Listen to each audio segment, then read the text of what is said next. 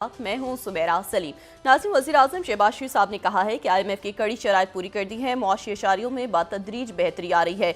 जबकि जो सेनेटर इरफान सिद्दीकी साहब ने कहा है कि हम अपनी हदूद में रहना चाहते हैं, हमें हदूद में रहने दें कि आप आइन नहीं बनाते, आइन और कानून हम बनाते हैं। जबकि बानी PTI की जानिब से हुकूमत से मुतालबा किया गया है कि अगले चीफ जस्टिस की तकर्री का ऐलान जल्द किया जाए। इसके अलावा भी दीगर मौज़ूआत पर आज हम गुफ्तगू करेंगे। स्टूडियो में हमारे साथ मौजूद हैं डॉक्टर शाहिद मसूद। अस्सलाम वालेकुम डॉक्टर साहब। जी आपको डॉक्टर साहब, मखसूस नशिस्तों का जो मामला है उस पर इलेक्शन कमीशन का 7वां इजलास भी आज बेनतीजा खत्म हो गया। ये मखसूस नशिस्तों पर जो अदालती फैसला है, इसमें इतने वहाम क्यों जन्म ले रहे हैं?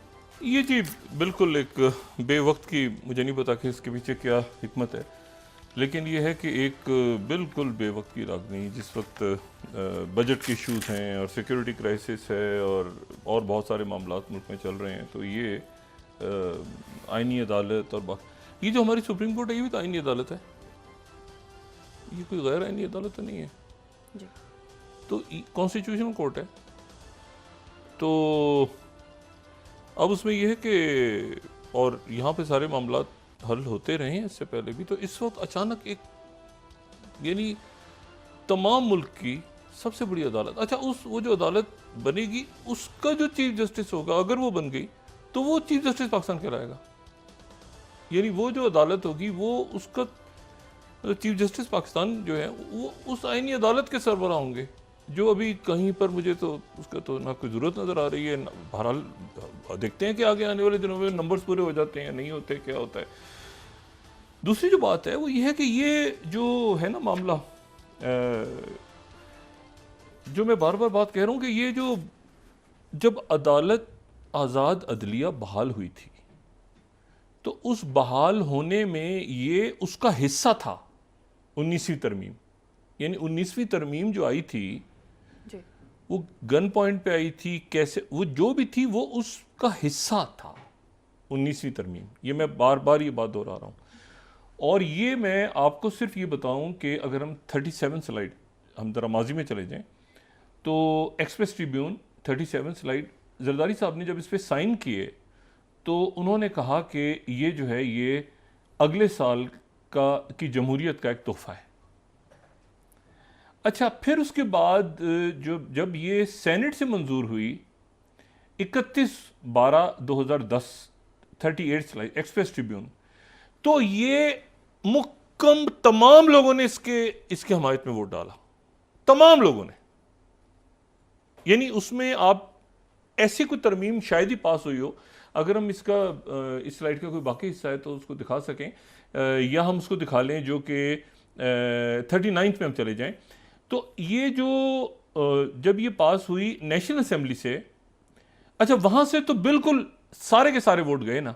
यहां पे कौमी असेंबली में क्या हुआ, कौमी असेंबली में 259 में से 258 ने इसकी हमायत में वोट डाला और सिर्फ एक खातून ने खिलाफ वोट डाला जो कि कशमाना तारिक साहिबा थी, मुस्लिम लीग काफ की। बाकी तमाम जमातों ने इसकी हक में वोट डाला कौमी असेंबली में। यानी आप जरा देखें, ठीक है, तमाम मुस्लिम लीग नून ने भी, पीपल्स पार्टी, सब ने। और जब सेनेट में गई तो सेनेट में तमाम सेनेट, मतलब किसी ने, एक आदमी ने मुखालफत नहीं की और इसको नए साल का तोहफा करार दिया गया इस 19वीं तरमीम को। अब हमें पता चल रहा है 2024 में जाके कि ये तो ज़बरदस्ती साइन हुई थी और फौरी तौर पे, हंगामी तौर पे एक आईनी अदालत अगर नहीं बनी तो पता नहीं क्या हो जाएगा मुल्क में। और यहाँ IMF के इश्यूज हैं, बाकी प्रॉब्लम, सिक्योरिटी क्राइसिस है, फॉरेन पॉलिसी देखें, बाकी इश्यूज देखें, तो मुझे तो ऐसा लगता है कि जैसे किसी ने कहा है कि बहुत किसी होता है ना कि किसी शख्स के ऊपर उसको कहेंगे ट्रक सर पे अपने उठाओ और ये 100 मील भागो, तो ये ऐसा काम इनको दे दिया गया है जो कि हो ही नहीं सकता, जो बहुत ही मुश्किल है। उसमें इलेक्शन कमीशन उधर फंसा हुआ है, उधर जज साहिबान, उधर एक अजीब एक क्योस है। तो मेरा ख्याल है कि इसको या तो असल में टाइम, देखें अदालत शायद बननी चाहिए थी, नहीं बननी चाहिए थी, 2 पार्टियों का मुआहदा हुआ था तो वो उसमें पब्लिक डिबेट तो करवाए ना। और उसमें तो ये भी था कि MKM के चार्टर ऑफ डेमोक्रेसी में तो ये भी था कि MKM से कोई बात नहीं करेगा, और ये भी था उसमें कि जो एस्टेब्लिशमेंट से भी कोई बात नहीं करेगा। तभी वो टूट गया था अगले साल, चार्टर ऑफ डेमोक्रेसी बैनर हो है। तो बहरहाल उस डिटेल में जाए, बगैर असल बात है कि अदालती इस्लाहत की जरूरत है। मैं ये बार बार कह रहा हूँ, इसमें अगर वो ऐसी चीज़ें आ जाए ना बहुत सारी कि जिससे पब्लिक को ये फीलिंग हो, एहसास हो कि इसमें उनके लिए भी कुछ है। अदालती इस्लाहत तो एक बहुत बड़ा सब्जेक्ट है ना, तो उससे फिर ये होगा कि वो अदालतों में जो प्रॉब्लम्स हैं वो उससे हल होंगे। मुकदमात कितने हैं, क्या बहुत बड़ा इशू है वो, बहुत हद तक बातें दुरुस्त है। टाइमिंग्स क्यों, अचानक कैसे, और उसके नतीजे में अदारों के अंदर आपस में प्रॉब्लम और जज साहिबान के दरमियान बातें, तो देखें ये किस तरफ जाता है। टाइम, ये वक्त मुनासिब नहीं है, लेकिन ये कि बहरहाल यही वक्त है शायद। तो अब यह है कि देखते हैं कि ये किस तरह सिस्टम उसको कैसे क्या कहूँ मैं सिस्टम के बारे में बारह।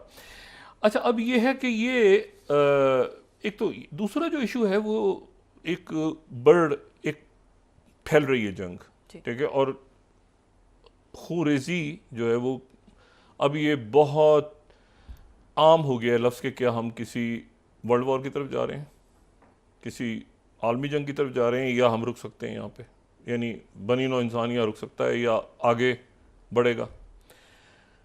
और उसमें 2-3 वाक़यात ऐसे हैं 24 घंटों में जो बहुत अहमियत है जिनकी। पहला वाक़या तो ये है कि जो मैंने कल भी बात की थी और मैं इससे पहले भी बात कर रहा हूँ, बार बार ये कह रहा हूँ कि हिज़्बुल्लाह को जो इसराइल है, इसराइल की शायद डिफेंस फोर्सेस नहीं, उनकी सिक्योरिटी इस्टेब्लिशमेंट भी नहीं, लेकिन जो नेतन्याहू करंट रिजीम है वो अंडर एस्टिमेट कर रही है हिज़्बुल्लाह को और या लेबनान को, बहुत अंडर एस्टिमेट कर रहे हैं। और उसकी वजह यह है कि बहुत से उन्होंने वहाँ पे जो भी पेजर्स और ये और वो सारा हुआ, उनका पैरेलल सिस्टम, मुतबादिल सिस्टम फ़ाल है और वो एक्टिव है, ठीक है। तो वो मतलब है कि फौरी तौर पे उनके वो सिस्टम जो है उनका फ़ाल हुआ। अच्छा, अब ये है कि आज जो है वो इसराइल की तरफ से कहा गया है कि जो रिज़र्व्स हैं, रिज़र्व्स को बुलवाया जाए, जो यानी जो फ़ौज में नहीं है बाकायदा रिज़र्व्स हैं उनको बुलाया जाए, और वो अब शुमाल की तरफ जाएंगे और लेबनान से जो जंग हो रही है उसमें वो हिस्सा लेंगे। अब सवाल ये है कि क्या ये ज़मीनी जंग होगी, क्या ये ग्राउंड ऑफेंसिव होगा, या ये कि ये अभी तक स्ट्राइक्स और मिसाइल्स और रॉकेट्स तक महदूद रहेगी। लेकिन जो सबसे एक अहम वाक़या हुआ है वो ये है कि जो कदर 1 के नाम से जो मिसाइल है वो हिज़्बुल्लाह ने तल अवीव पे मोसाद हेडक्वार्टर्स पे दागा है। ये तल अवीव जो है ये बहुत कोई पुराना कदीम शहर नहीं है, यानी ये जो शहर है तल अवीव, यरूशलेम की तरह की इसकी कोई तारीख नहीं है। ये यहाँ पे जाफा की बंदर पोर्ट है जो कि हैफा से थोड़ा फासले पे, ये मेडिटेरियन सी जो है इसके ऊपर एक जाफा की कदीम ये पोर्ट है, और ये वो इलाका है जहाँ पे जो शुमाली इसराइल में जहाँ पे बनी इसराइल का दान, जो दान साहबजादे जो थे हज़रत याकूब अलैहिस्सलाम के, वो दान जो जहाँ जिस इलाके में जाके आबाद हुआ था दान कबीला, तो बनी इसराइल का, तो वो इलाका जो है वो जाफा का इलाका है। अच्छा, तो ये ज़ाहिर पुरानी तारीख़, और क्योंकि ये साहिली है, मेडिटेरियन सी के वहाँ बंदरगाह है, तो जाफा के इलाके में जो है वो फिर ये हुआ कि जब ये ज़ायनिस्ट मूवमेंट शुरू हुई और प्रॉपर हुआ सारा सिलसिला, तो जर्मन थियोडोर हर्सल के नाम से एक उस ज़माने में एक किताब जो है एक आई सामने, और उस किताब जो है उसका उस किताब के नाम से जो है ये एक नावल कह लें उसको, एन्यू लेंथ, ठीक है ना, यानी नया पुराना, नई पुरानी सरजमीन, यानी ऐसे करके उसका नाम। और उसको जर्मन ज़बान में वो किताब शाये हुई 1902, और 1906 में उसका जो इब्रानी ज़बान में तर्जुमा हुआ तो वो तल अबीब था, तो तल अबीब के नाम से उसका हुआ, तो वहाँ से जो है ये इसका नाम, ये जाफा के बिल्कुल, तो अब अभी भी इसको जो है तल अवीव याफा बहुत से लोग तल अवीव नहीं कहते, तल अवीव याफो कहते हैं। तो ये एक ही उसमें यानी बहुत करीब है ये, यानी तल अवीव भी साहिली पट्टी है। और अगर आप उसमें ईस्ट यरूशलेम और वेस्ट जो यरूशलेम उनको अलग सेपरेट करें तो ये जो है ये फिर वो ये दूसरा बड़ा शहर, वरना सबसे बड़ा शहर अब। तो ये बहरहाल मैं ये कह रहा हूँ कि पुराना कोई तारीख़ी शहर तल अवीव नहीं है, तारीख़ में ये पुराना इलाका नहीं है। ये यहाँ पे आके यहूदी जो आ रहे थे यूरोप से, क्योंकि ये मेडिटेरियन है और मेडिटेरियन से वो यहाँ आते थे, तो यहाँ पे आके गुजरी सदी के शुरू में जहाँ पे वो बसना शुरू हो गए थे, जो आबादी में वो फिर जाफा की आबादी, वो तल अवीव किताब छपी, उसी के ऊपर नाम रख दिया उन्होंने और ये तल अवीव शहर बन गया। यहाँ पर मोसाद, ठीक है ना, जो डेविड बेन गोरियन ने जब कहा कि मोसाद कायम करें तो उसके हेड क्वार्टर और सारा वो यहीं पे इसकी सबब में था, लेकिन अब ज़ाहिर के शहर के अंदर आ गया पूरा हिस्सा। और ये मोसाद बहुत यानी बिलो द रेडार ये काम करती रही है तवील अरसे तक। इसके सरबराह का नाम किसी को नहीं पता होता था। ये 1996 तक, 96-97 तक, ये इवन ये जब ये पूरा हुआ है लेबनान की जो खाना जंगी और इसके दौरान, तो मोसाद के सरबराह का नाम नहीं पता होता था। 4-5 नाम घूम रहे होते थे, इनमें से कोई एक मोसाद का सरबराह है। तो 90 की दिहाई में पहली दफ़ा वो नाम सामने आया, पब्लिक हुआ। अब ये कि उनके हेड क्वार्टर के ऊपर मिसाइल हिट हुआ है, मतलब हिट से मुराद ये के ऊपर उसको जो उनका एरो सिस्टम है उसने रोका है। और वो इसका मतलब ये है कि वो जो मिसाइल है वो सारे डिफेंस निज़ाम को तोड़ता हुआ तल अवीव में मोसाद के हेड क्वार्टर के ऊपर वो उसको तबाह किया गया। उसके नतीजे में सारी एम्बेसीज़ और सारा पूरा शहर जो है तल अवीव का हिल गया। और बरतानिया ने आज जो है वो 700 अपने जो फ़ौज के लोग हैं उनको मज़ीद 1000 पहले से मौजूद हैं साइप्रस में, कब्रस में, और मज़ीद 700 को वहाँ भेजने का ऐलान किया है कि एमरजेंसी में वहाँ से एवेक्यूएशन हो बरतानिया से। लेबनान में जितने भी बहुत बड़ी तादाद बरतानिया के लोगों की मौजूद है लेबनान में, तो वो फौरी तौर पे अगर सिचुएशन हो और इमीडिएटली उनको खाली करने का कहा है कि वो वहाँ से खाली करें और ख़ाली करके वो यहाँ से रवाना हों।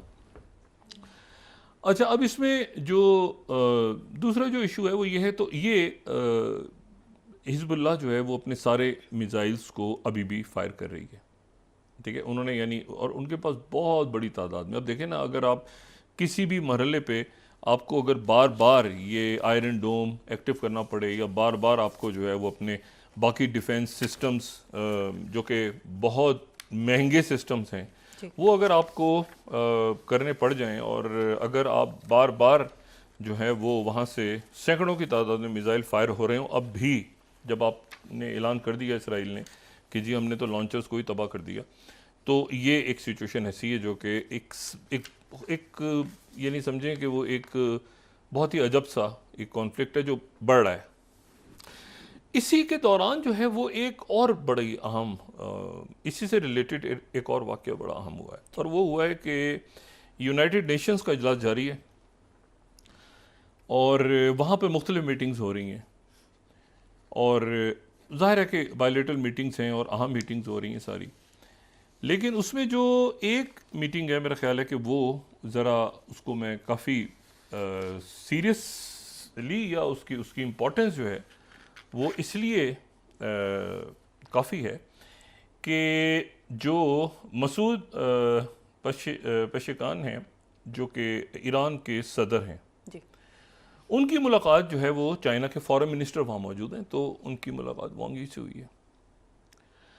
तो चाइना की तरफ से कहा गया है कि बैरूनी जाहिरियत हुई। मैं कंप्लीट यहाँ पे जो CGTN ने जिस तरह से रिपोर्ट किया है 25th स्लाइड, मैं वो स्लाइड यहाँ पे दिखा के उसकी वर्डिंग आप देखें कि जिस तरह से उन्होंने चाइना ने ईरान को कहा है, जो मैसेज कन्वे हुआ है। 25th स्लाइड अगर हम दिखा सकें।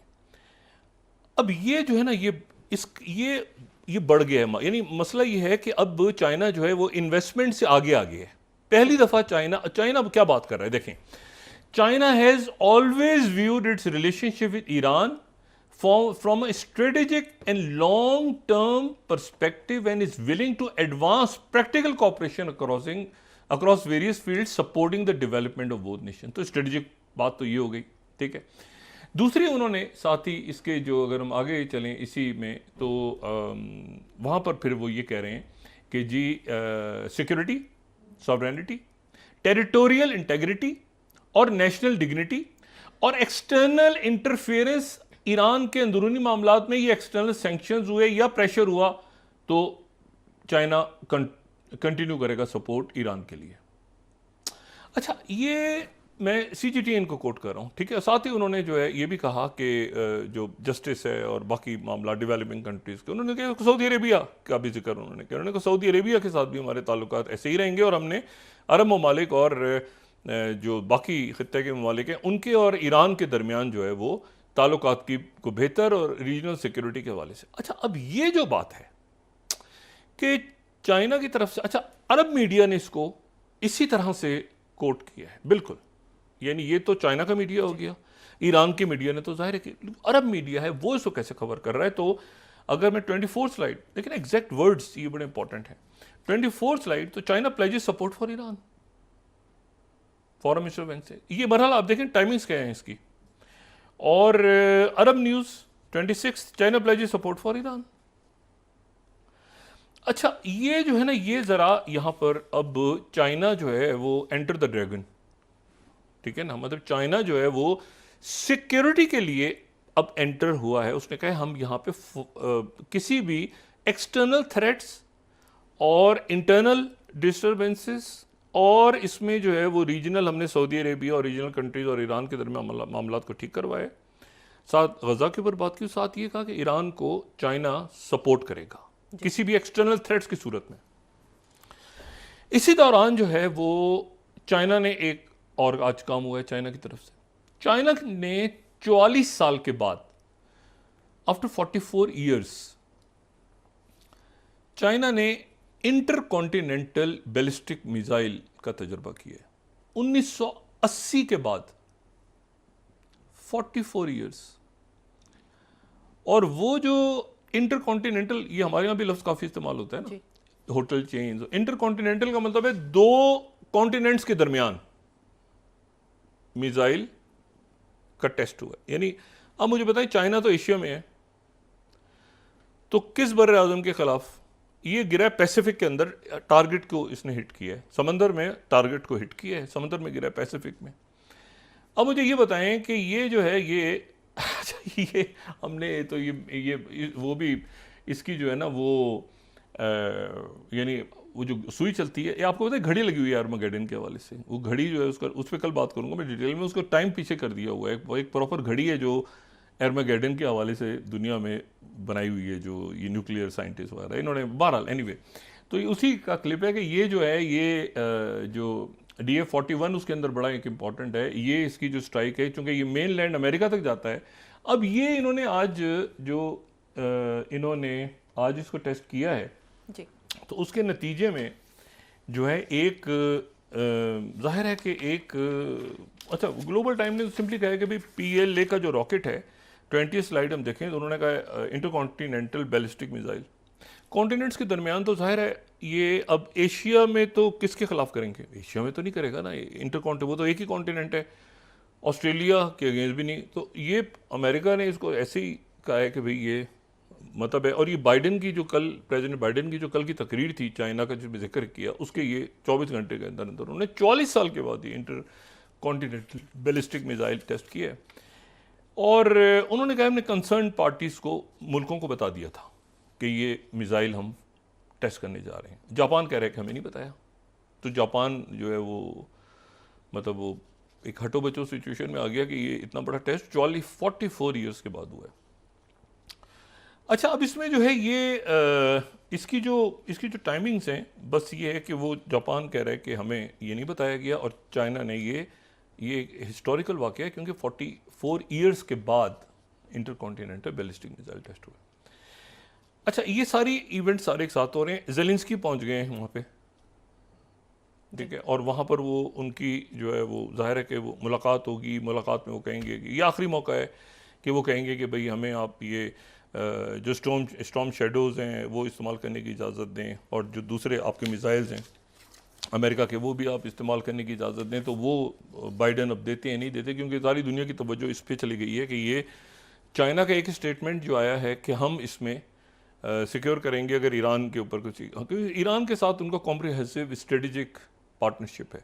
सऊदी अरेबिया के साथ भी उनकी जो कॉम्प्रिहेंसिव स्ट्रेटेजिक पार्टनरशिप है। यूएई के साथ भी उनकी कॉम्प्रिहेंसिव स्ट्रेटेजिक पार्टनरशिप है। तो अब ये है कि वो उसका उन्होंने ये स्ट्रेटेजिक हवाले से बात की, ये इन्वेस्टमेंट नहीं है, ये उन्होंने कहा है कि हम इसको चाइना को मतलब इस मरहले पे उनका ये बयान है। अच्छा, अब यहाँ पर ये है सूरत हाल कि ये तो इसका सीज़ फायर अब अगर होगा तो वो होगा क्योंकि अब हमास एक तरफ है, अब है लेबनान। मैं वो बात कहता हूँ, वो तमाम लोग जो लेबनान की जिन्होंने सिविल वॉर को देखा है या पोस्ट सिविल वॉर को देखा है या हिजबुल्लाह को देखा है या हिजबुल्लाह को बंदे, वो हिजबुल्लाह के जो लोग आप उनकी एक बंदे को हटाएं दूसरा आ जाता है, दूसरा पहले से ज़्यादा कमांडर उनका जो ट्रेंड होता है, वो एक बंदा दूसरा तीसरा चौथा वो कतार दर कतार। तो अब ये है कि उन्होंने फ़ौरन ही ये सारे लॉन्चेस ख़त्म हुए तो उन्होंने वो अपना फायर किया, जो कि पहली दफ़ा तल अवीव पे कभी फायर नहीं हुआ। यानी अभी तक हिजबुल्लाह तल अवीव के ऊपर है, मोसाद हेडक्वार्टर पर अगर वो यानी वो गिर जाता तो मोसाद हेडक्वार्टर ने उड़ना था।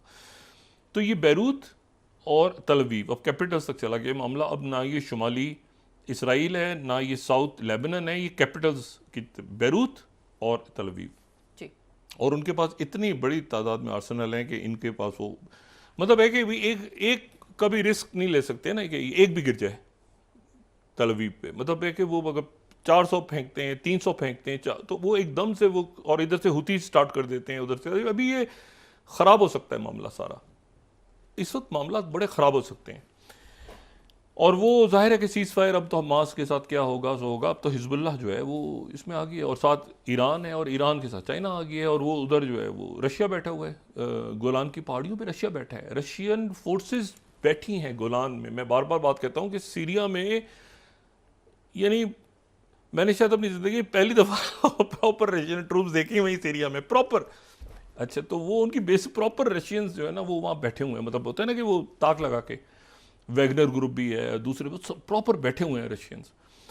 अच्छा, अब इस सिचुएशन में ये एक बड़ा, हालांकि इस महाज ये जो भी था इसको शुरू में करते थे ना, ये बिल्कुल जैसे ये बहुत अच्छा है, मैं बताऊं ये बड़ी अच्छी स्ट्रेटजी है कि यूरोप सकिन नहीं हुआ इसमें। यूरोप मतलब है कि वहाँ पर ये पूरा यूक्रेन और रशिया और पूरी एक उधर मतलब सपोर्ट कर रहे हैं यूक्रेन को।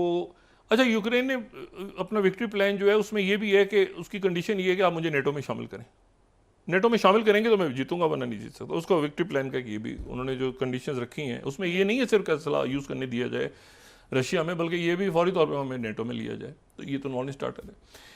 अब ये है कि लेकिन यूरोप जो है वो इसमें पीस समिट की भी बात कर रहा है, और बात साथ साथ ये भी कर रहा है यूरोप के इसको कैसे आगे लेके जाएं, ठीक है ना, मतलब इसको यहाँ पे कैसे एक्सकेलेशन को कैसे रोका जाए।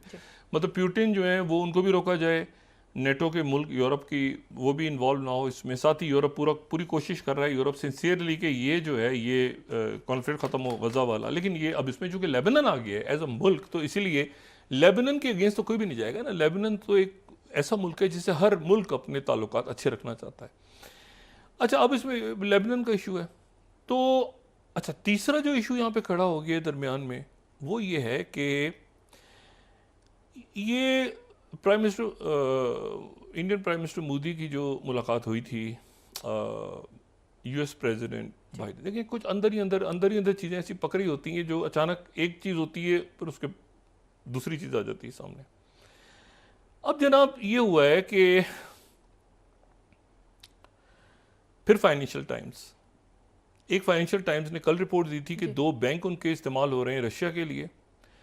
और आज जो फाइनेंशियल टाइम्स है उसने एक और बड़ी रिपोर्ट उसने छापी है, और वो जो रिपोर्ट है उसने FBI के हवाले से, और उनका कहना ये है 14th स्लाइड, वो कहते हैं कि जो FBI है वो सिलिकॉन वैली में जो पिछले सालों में कामयाब तरीन स्टार्टअप्स बने जो कि अल्टीमेटली बिलियनर हो गए आगे जाके, स्टार्टअप्स जो कि मुख्तलिफ टेक कंपनीज में तहकीकात कर रही है कि उनके पीछे चाइना का पैसा था। जो सबसे ज़्यादा कामयाब होने वाली स्टार्टअप्स हैं 360 स्टार्टअप्स, उनके पीछे चाइना का पैसा था।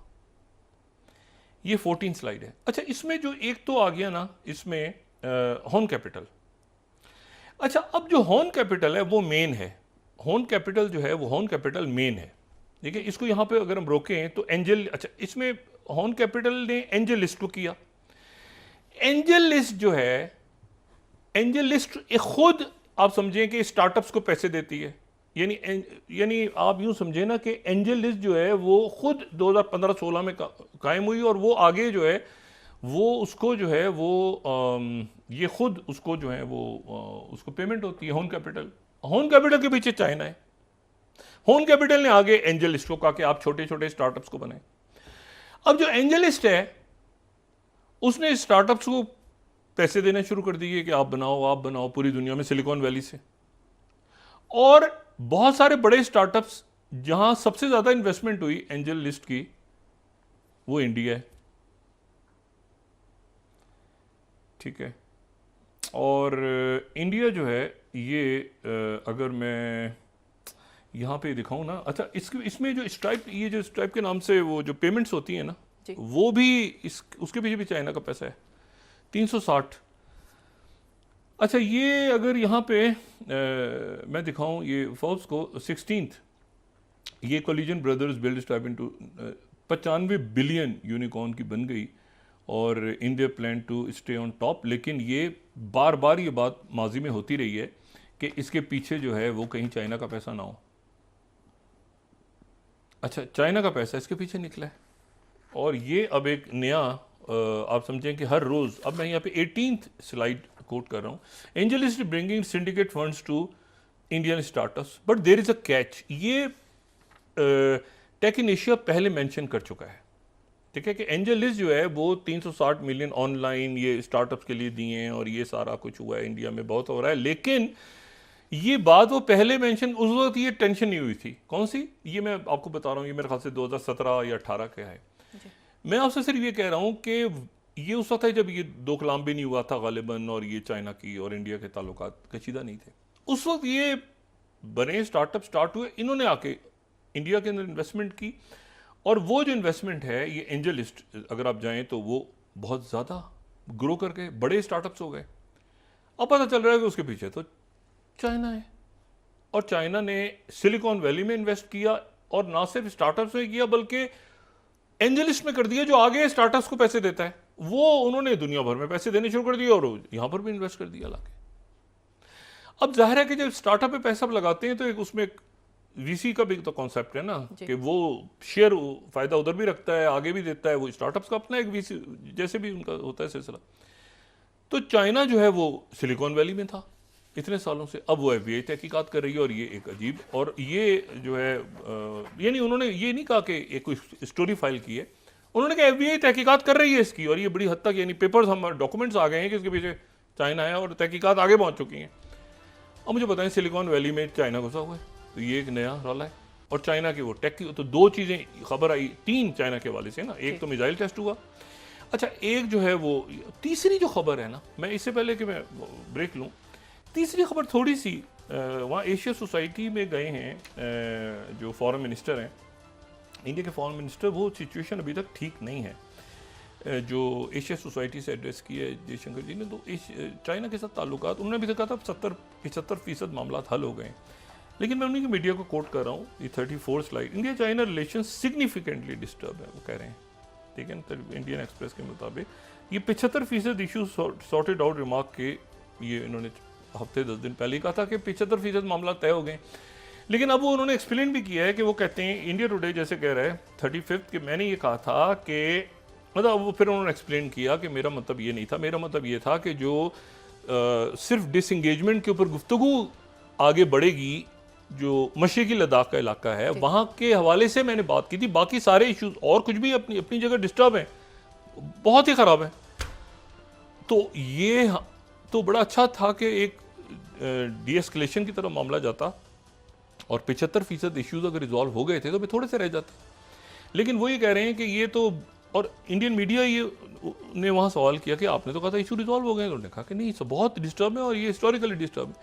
अब चाइना ईरान, चाइना की स्टोरी, ये financial times, silicon valley, China intercontinental ballistic missile, ठीक है, और जयशंकर जी, इजी नहीं है।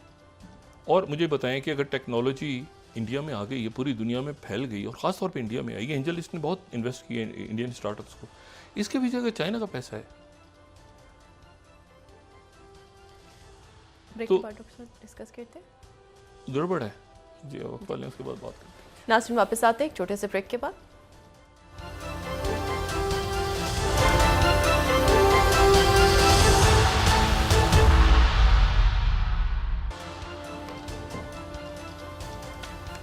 वेलकम बैक नाज़रीन। डॉक्टर साहब, क्या पीटीआई आईनी तरमीम के मामले पर हुकूमत के साथ मुज़ाकरात की मेज़ से बैठेगी? नहीं, सवाल ही पैदा नहीं होता। ये हुकूमत तो खुद जो ये सेटअप है, अरेंजमेंट है, इसके अंदर खुद बड़ी दरारें पैदा हो रही हैं। मुख्तलिफ शख्सियात जो हैं वो दोनों जमातों में सवालात हैं। मेरे कुछ लोगों से बात हुई दोनों पार्टीज़ के अंदर, पीपल्स पार्टी में भी और जो है वो, क्योंकि वो जो मुसव्वदा है उसके ऊपर एक बहुत बड़ा इशू है ना कि वो कैसे हुआ, कहाँ था, क्या हुआ उस दिन, अब दोबारा क्या होगा, फाइनल मुसव्वदा कौन सा आएगा, मतलब मौलाना साहब का इनपुट उसमें क्या होगा, ठीक है ना, और पीटीआई का इनपुट क्या होगा, मतलब कैसे होगा, मतलब मुस्लिम लीग नून गालिबन कोई और बात कर रही है जो अभी तक बात समझ में आती है, और पीपल्स पार्टी शायद किसी और अंदाज में लेकिन वही बात कर रही है आईनी अदालत वाली। तो लेकिन वो मुसव्वदे में क्या ऐसी चीज़ें हैं जो कि मौलाना साहब तो मेरा नहीं ख्याल कि इसके ऊपर अभी राज़ी होंगे, और वो अंदर चूँकि सवाल उठने शुरू हो गए ना, भाई क्यों इसके नतीजे में ये पूरा एक सेटअप जो है इसको क्या ज़रूरत है इस वक्त हिलाने की,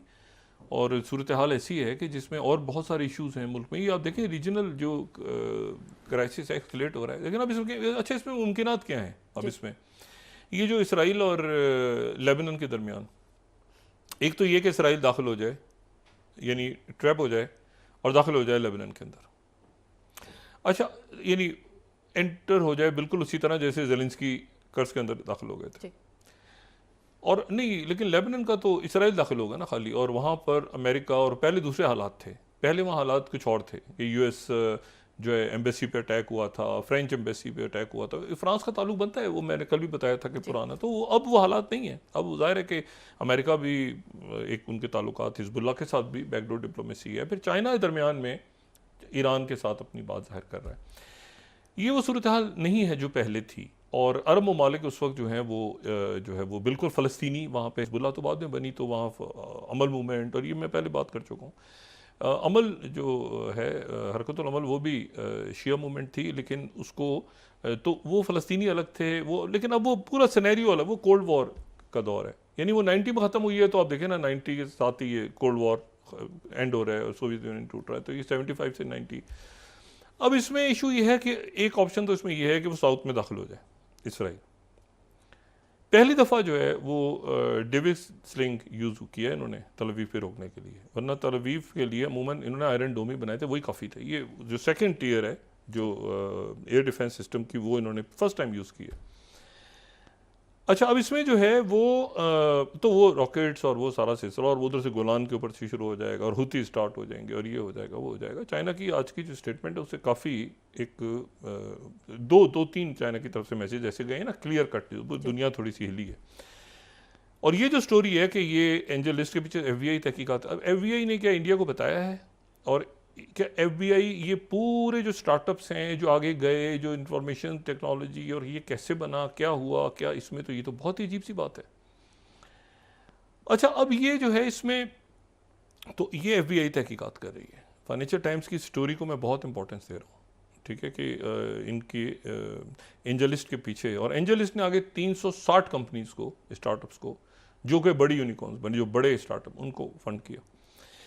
दूसरा जो इसमें इशू, एक पॉसिबिलिटी तो कि इसराइल दाखिल हो जाए, दूसरी ये है कि इन दोनों के दरमियान एक सीज फायर हो जाए, इसराइल और लेबनान के दरमियान, जिसके लिए पूरी दुनिया अमेरिका समेत इस वक्त भरपूर कोशिश कर रही है कि सीज फायर हो दोनों के दरमियान, और सीज फायर लिंक्ड होगा सीज फायर जहरियत रुकने से गजा में। तीसरा ऑप्शन ये है कि जो दोनों के दरमियान एक बड़ी जंग हो जाए, फुल फ्लैश वॉर हो जाए इसराइल और लेबनान के दरमियान। ये दिन में रखें 2006 में हिजबुल्लाह और इसराइल के दरमियान लड़ाई हुई थी। मतलब मैं जब 2006 में गया हूँ वहाँ पे, तो जो शुमाली इलाका है जहाँ पे मैरोनाइट किचन, तो वहाँ पर यहाँ पर बॉम्बिंग हो रही होती थी, वहाँ पर आराम सुकून से रात को होटल्स खुल रहे हैं, वो पहाड़ियाँ हैं ज़बरदस्त किस्म की, पहाड़ों पर लोग बैठे हैं, एंजॉय कर रहे हैं, कि वो शीशा पी रहे हैं बैठे हुए, वो खाना खा रहे हैं, वो आराम, कोई वो पूरा लेबनान अब इसमें हिट हो रहा है। ठीक है, और लेबनान ये वो 2006 वाला नहीं है, ये दाइश और ये सारा जो गड़बड़ घोटाला हुआ है इराक में और सीरिया में, उसके बाद बहुत बड़ी तादाद में लोग वहाँ पे डिस्प्लेस्ड लोग हैं। अब ये सूरत हाल है कि तीसरा ऑप्शन ये है कि फुल फ्लैश जंग हो जाए। पहला ये है कि लेबनान दाखिल हो जाए, लेबनान दाखिल होगा तो वो भी फुल फ्लैश जंग की तरफ ही जाएगा मामला। ये कि सीज़फायर हो जाए जो कि गजा के साथ लिंक्ड हो, और फिर ये है कि ये रीजन में फैल जाए जंग, जिसके अभी तक जो बात हो रही है लोगों से, जिसके इम्कानात कम हैं कि फुल फ्लैश रीजनल वॉर शुरू हो जाए, यानी सारे मुल्क कूद गए बीच में, और वो शायद ना हो और होनी भी नहीं चाहिए। इसमें ऑप्शन यही है कि इसको यहाँ पे रोका जाए। जब आप इसको डिले कर, लेकिन फिर वही बात कि ये तो चलें, एक तो हिजबुल्लाह तो किसी सूरत नहीं छोड़ेगी, वो तो जाएगी पीछे, जो है ना, वो तो 100 साल भी लग जाए पीछे जाएगी, उनके जो लोग हिट हुए हैं। हम और ये जो है ये इस्माइल हानिया और बाकी सारे जो शहीद, उनके पीछे जाएंगे, ये तो जाएंगे ही जाएंगे लोग। सवाल ये है कि वो जो 43 या 45 हज़ार जो शहीद हो गए हैं लोग गजा में, वो जो कब्रिस्तान बन चुका है पूरा, उधर क्या हो रहा है? 1 साल होने को है। 7 अक्टूबर से आप देखें, ये अक्टूबर आ रहा है जी, और 2,000 पाउंड वजनी बॉम्ब्स रमज़ान से पहले हो जाएगा, ईद से पहले हो जाएगी, सीज़ फायर, बकरा ईद से पहले हो जाएगी, नया साल शुरू होने पहले हो जाएगा, वो हो जाएगा, अब किसी भी वक्त हो जाएगा, ये होने अगले हफ्ते ये करते करते। और उनके अंदर ये बड़ा शिद्दत से एहसास है इस वक्त कि हमें दूसरे मुल्कों ने धोखा दिया है। हालांकि दूसरे मुल्कों ने धोखा नहीं दिया, वो सिंसियरली ये समझते भी हैं लोग, लेकिन एक जाहिर है कि नीचे जो ग्राउंड पे जो फाइटर्स होते हैं या बाकी, वो इसको किसी और अंदाज में ले रहे होते हैं। अब इसमें इशू ये है कि वो हमें धोखा दिया है सीज़ फायर, तो वो इसमें अगर अभी तक तो आप देखें ना कि सिर्फ हुतीज़ ने हिट किया है, ये मुख्तलिफ जो रिपर्स को गिराना और ये वो सारे। हिजबुल्लाह मेरा नहीं ख्याल कि अमेरिकन या वेस्टर्न, क्योंकि वो अमेरिका चाह रहा था, एमॉस होस्टन जो है वो सिंसियरली चाह रहा था, ये बंदा जो इनके एनवॉय हैं, कि सीज़ फायर हो जाए। एमॉस होस्टन सिंसियरली चाहते थे सीज़ फायर हो, और यहाँ पर बहुत लोग जो हैं CIA चीफ और ये, क्योंकि ये नेतन्याहू मतलब एक बस वो एक्सलेट होता गया, फिलाडेल्फिया कॉरिडोर में पीछे रह गया, मतलब फुल फ्लैश जंग जो है वो इसराइल से लेबनान से हो गई। अच्छा, इसमें अब आप देखें ना कि ये फटा पड़ा हुआ था कैसे, ये तो हमास के साथ स्टार्ट हुआ था ना गजा, उसके बाद इसमें इजिप्ट, फिलाडेल्फिया कॉरिडोर वो दरमियान में है, और साथ ही ये उन्होंने कहा कि 1 मिनट हम संभालते हैं, सारे इश्यूज़ को आप छोड़ें, हम संभालते हैं। तो ये हिजबुल्लाह ने अपने ऊपर लिया, उनके ऊपर अटैक्स हुए, वो बिल्कुल आप समझे ना कि मतलब बिल्कुल तैयार इसके लिए कि वो तैयारी किस दिन के लिए करी, इसी दिन के लिए तैयारी कर रहे थे ना, कई सालों से जो इतने मिसाइल उन्होंने बना के रखे हैं। और जो इसराइल था वो शायद इसके लिए तैयार नहीं था कि ये एक पूरा साल गुजर जाएगा और या ये सिनवर हत्या नहीं लगेगा, ठीक है ना। तो इशू ये है कि अब जो है वो एक बात ये क्लियर हो रही है, यहाँ से एक और बात पता चलती है कि टेक्नोलॉजी में जो बढ़तरी है टेक्नोलॉजी में, और ये आपने एक्सप्लोजिव्स को जिस तरीके से भी आपने उनको, चाहे उसमें मेलवेयर डाले या जो भी कुछ हुआ, या वॉकी टॉकी सारे, लेकिन जो ग्राउंड ऑफेंसिव है या जो मिसाइल डिफेंस टेक्नोलॉजी है, या जो हेलीकॉप्टर्स के क्रैश हो रहे हैं, या ये सारा, और ये अपनी जगह की इतनी अहमियत रखते हैं। अगर आपके पास टेक्नोलॉजी हो भी और ये आपके पास आर्टिलरी तैयार ना हो, अभी तो वो उनके पास जो मतलब पता नहीं खुदा न जाने कितने लाख तो उनके पास ग्राउंड ट्रूप्स हैं, उनके पास, इसराइल के पास भी बहुत हैं। लेकिन सवाल है, इसराइल की आर्मी एग्जॉस्ट हो गई है ना, लड़ के हमास आगे पीछे, सायरन सुबह शाम। तो वो अब इशू ये है कि अब इसमें या तो सीज़ फायर हो जाना चाहिए फौरी तौर पर, और दूसरी बात ये है कि इसमें ये मेरे लिए बहुत इंपॉर्टेंट बात है कि बाइडेन ने उधर से तकरीर की, उधर से बाइडेन ने कहा कि ये चाइना के बारे में बात की, उधर चाइना ने इंटरकॉन्टिनेंटल बैलिस्टिक मिसाइल था। डॉक्टर यूनुस जो हैं उन्होंने एक क्लाइमेट के ऊपर एक कॉन्फ्रेंस में शिरकत की है, जिसमें वो बिल्कुल बिल क्लिंटन के साथ बैठे हुए नज़र आ रहे हैं, और साबिक सदर बिल क्लिंटन के साथ, और उनकी प्रेसिडेंट बाइडेन से भी मुलाकात है 1-on-1। तो ये जो सारे अब वहाँ पे मामलात हो रहे हैं, देखना ये है कि यूक्रेन की जंग को कैसे ख़त्म किया। जैसे उन्होंने ये ज़ेलेंस्की ने कहा है कि जो समिट है उसमें हम इंडिया को बुलाएंगे। इसका मतलब इंडिया में तो समिट नहीं हो रही ना, पीस समिट की जो बात चल रही थी, और पीस समिट फिर कहाँ होगी जिसमें रशिया जाएगा। ये पीस समिट जो है, मेरा नहीं ख्याल कि रशिया उस समिट में जाएगा जो कि यूक्रेन बुलाएगा। तो यूक्रेन की जंग भी फंसी हुई है, इधर जो है ये जंग आगे बढ़ रही है, और चाइना की तरफ से 2-3 बातें हुई हैं। लेकिन मेरे लिए FBI की जो इन्वेस्टिगेशन है ये ज़्यादा कंसर्निंग, बहुत कंसर्निंग है कि चाइना अगर 2015 से इन्वेस्ट कर रहा है सिलिकॉन वैली में, और इस बात का किसी को इल्म नहीं था, और FBI काफ़ी अरसे से तहकीकात करके अब इस जगह पे पहुंची है कि उन्होंने ये स्टोरी दी है फाइनेंशियल टाइम्स को, तो फिर चाइना की इन्वेस्टमेंट्स कहाँ कहाँ तक आगे पहुंची हैं और कहाँ तक पेनिट्रेट कर रही हैं चाइनीज़ फर्म्स, ये अब बड़ा मैटर ऑफ कंसर्न है अमेरिका के लिए भी, और यकीनन जहाँ जहाँ एंजल लिस्ट ने और बाकी जो सिलिकॉन वैली के थ्रू जो पैसा आ रहा था वो अब मैटर ऑफ कंसर्न है बहुत। जी बहुत शुक्रिया डॉक्टर साहब। नाज़रीन, इसके साथ ही